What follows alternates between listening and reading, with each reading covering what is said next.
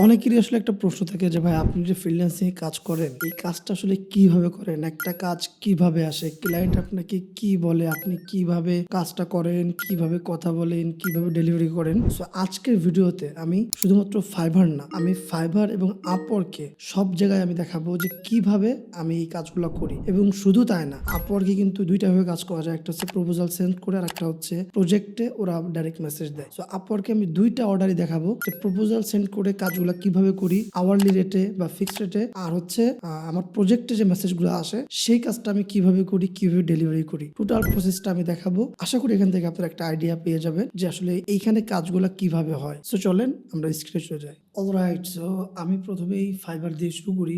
কারণ যারা নতুন তাদের জন্য Upwork এর তুলনায় Fiverrটা অনেক সুইটেবল। সো Fiverr এ আসলে আমরা কিভাবে কাজ করি। তো Fiverr এ আমরা আসলে গিগ ওপেন করি। আমি যদি আমার গিগে আসি, এইটা আমার একটা গিগ। তো এই গিগে আমি কী প্রোভাইড করব সব জিনিস এখানে লেখা আছে। আমি তাকে মানে এই গিগে মূলত backyard, swimming pool, landscape design, front yard, side yard, pergola, outdoor kitchen, মানে ঘরের বাইরে যেসব জিনিসপত্র সব এখানে আমি ডিজাইন করব। এবং এখানে কয়েকটা প্রাইস রেঞ্জ আছে। $50 আছে, $120, প্রিমিয়াম আছে $250। এবং এখানে যে প্যাকেজগুলো আছে, আমি এই প্যাকেজের মধ্যেই কাজ করব বিষয়টা এমন না। প্রাইস 400, 500, 1000, 1500 হইতে পারে। আবার এখানে 120 আছে, আমি $90 করতে পারি। 250 আছে, আমি $220 করতে পারি। তো ক্লায়েন্ট আসলে কোন ধরনের রিকোয়ারমেন্ট দিচ্ছে তার উপরে আসলে প্রাইসটা ফিক্সড হয়। তো একটা ক্লায়েন্ট এসে আমাকে মেসেজ দিয়েছিল। তো এই যে ২ টি মেসেজ, এটা হচ্ছে মূলত Fiverr এর যে এআইটা আছে সেই এআইটা রেসপন্স করছে। বাট এরপরে হচ্ছে আমি রেসপন্স করছি। ও আমাকে বলছে যে তার একটা মানে ব্যাকইয়ার্ডে যে পুল আছে সেটা রিনোভেট, অর্থাৎ বর্তমানে পুলটা আছে বাট এই সুইমিং পুলে ও জিনিসটাকে নতুন করে সাজাবে আরকি। সেখানে টাইলসগুলা চেঞ্জ করবে, একটা পিয়ারগুলা এড করবে, কভার এইগুলা। তো আমি বললাম যে ইয়েস, যে I can help you. Can you please send me backyard image? Backyard বলতে বোঝায় যে বাড়ির পিছনের যে জায়গা, আমরা আমাদের ভাষায় বলি উঠান। উঠানটা তো আসলে বাড়ির সামনে হয়, এটাকে বলা হচ্ছে ফ্রন্ট ইয়ার্ড।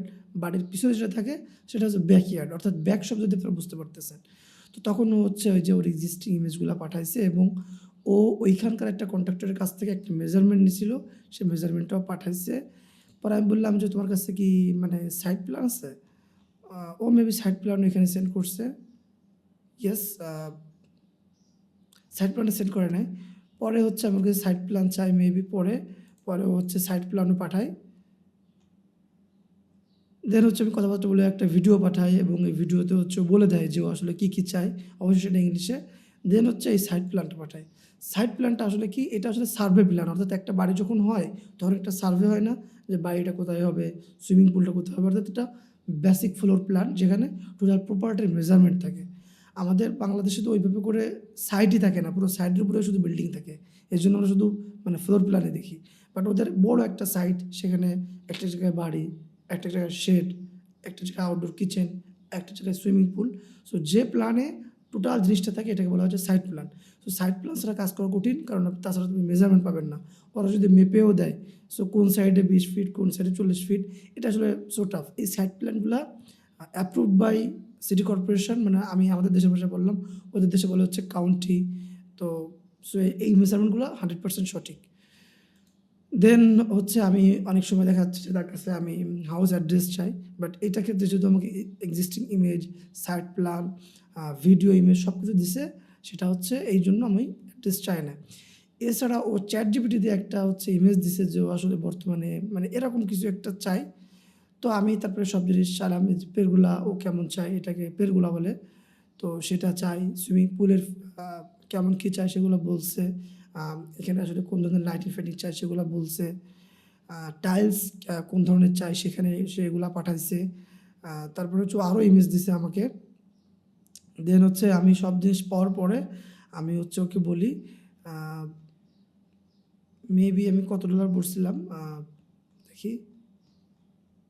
এই যে আমি ওকে একটা প্রাইস বলি যে, "আমি তোমার এই কাজটা করতে পারবো। এটার জন্য আমার $250 প্রয়োজন হবে।" আমি আমার প্রিমিয়াম প্যাকেজ যেটা সেইটা। এবং আমি ওকে মাল্টিপল ডিভিশন দিব, high quality final render image দিব। এগুলো আমি বলছি। বলার পরে হচ্ছে আমি ওকে অফার সেন্ড করছি, ও অ্যাকসেপ্ট করছে।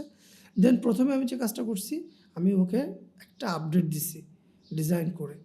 এ এই যে একটা বেসিক জাস্ট এটা লুমিয়নে ইম্পোর্ট করে উইদাউট রেন্ডার একটা লুমিয়ন থেকে স্ক্রিনশট নিয়ে দিচ্ছি। আমি বললাম যে সব জিনিস এখানে ঠিকঠাক করছি, দেখো লেআউটটা ঠিক আছে কিনা। পরে হচ্ছে আমাকে কিছু কারেকশান দিছে, সেই কারেকশানগুলো করে আমি তাকে ফার্স্ট রেন্ডার ইমেজটা আমি এখানে পাঠাইছি। এটা হচ্ছে ফার্স্ট রেন্ডার ইমেজ।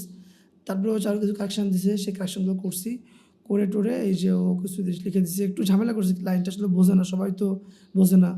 তো তারপরে যাই হোক ফাইনালি ওকে কাজবাজ করে দিলাম। এই যে একটা স্কেচও দিচ্ছে যে আমার এখানে কোথায় কি মেজারমেন্ট হবে, আমি মেজারমেন্ট চাইছি। এভাবে করে আমি তাকে আপডেট দিছি এগেইন। তারপরে হচ্ছে ও বলতেছে আমি প্রথমে পেজগুলো ওপেন রাখছিলাম, সেটাকে আমি কভার করছি, কিছু স্ট্রিং লাইট দিছি। এভাবে করে করে আমি হচ্ছে লাস্টে হচ্ছে অর্ডারটা ডেলিভারি করছি। ডেলিভারির যে ভার্সনটা সেটা আরও ভালো ছিল, সেখানে লাইট টাইম রেন্ডার টেন্ডার ছিল। তো যাই হোক, তো এইভাবে করে আমি টোটাল কাজটা এখানে করছি এবং লাস্ট টাইম বলছি তুমি আমাকে ফিডব্যাক দিও। পরে হচ্ছে অর্ডারটা অ্যাকসেপ্ট করছে, অর্ডারটা অ্যাকসেপ্ট করে ডেলিভারিটা অ্যাকসেপ্ট করছে, দেন হচ্ছে আমাকে একটা রিভিউ দিছে। তো ফাইনাল যে রেন্ডার ইমেজ সেটা হচ্ছে এই যে এরকম। এটা হচ্ছে ফাইবারে দেখালাম। এবার আমি আপওয়ার্কে দেখাই যে আপওয়ার্কে আসলে আমি কীভাবে কাজ করি। তো আপওয়ার্কে আসলে আপনারা জানেন যে দুইভাবে কাজ করা যায়। একটা হচ্ছে আপনার প্রপোজাল পাঠানো যায়। তো এটা হচ্ছে একটা ইন্ডিয়ান বাট ইউএসএতে থাকে। ওখানে আমি তাকে প্রপোজাল পাঠাইছিলাম। তো তার যে জব ডেসক্রিপশনটা আছে, জব ডেসক্রিপশনটা আমি দেখাই। ওরা এই ধরনের জব ডেসক্রিপশন মানে জব ওপেন করে। তো এখানে টোটাল হচ্ছে দেখেন 19টা প্রপোজাল সেন্ড হয়েছে ওর যে জব ডেসক্রিপশন। তো এখানে মানে আমি একজন লাকি পারসন। তো 19টা টোটাল প্রপোজাল ও 19টা রিসিভ করছে। এর ভিতরে 18টাও ওপেনই করে নাই। হ্যাঁ, আর শুধুমাত্র একটাই ওপেন করছে, একটাই শর্টলিস্ট করছে আর একটা মেসেজ দিচ্ছে এবং সেটা হচ্ছে আমি, এবং ওই কাজটাই আমি পাইছি। তো এটা একটা মানে মানে একটা লাকি, এরকম একটু টাফ আর এরকমই হয় দেখা যাচ্ছে।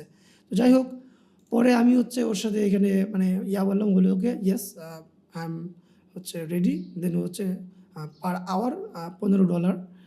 তো সেটা দিয়ে হচ্ছে সেন্ড করে। দেন আমি কাজবাজ করি। তো যেটা হয় যে ইন্ডিয়ান ওরা আসলে ওই মানে এই আপওয়ার্কের যে সিস্টেম, এই সিস্টেম আসলেও মানে সুইটেবল না। পরে আমি আসলে ওকে নাম্বারটা আমার সেন্ড করি। তো যদিও নাম্বারটা আসলে দেওয়া ঠিক না, বাট আমার এমন একটা মানে প্রয়োজন হয়েছে যে আমি নাম্বার না পাঠাতে পারতেছি না। আবার কিছুটা অ্যালাউ করে অর্ডার নেওয়ার পরে নাম্বারটা সেন্ড করা। তারপরে হচ্ছে আমি বাকি কথাগুলো আমি আসলে হোয়াটসঅ্যাপেই বলি। হোয়াটসঅ্যাপে ওর কিছু কাজিন আছে, তাদের সাথে মিটিং করে আমি টোটাল প্রজেক্টটা হচ্ছে এখানে কমপ্লিট করি। তো এটা হচ্ছে আওয়ারলি প্রজেক্ট। এবার আমি একটা ফিক্সড প্রজেক্ট দেখাই।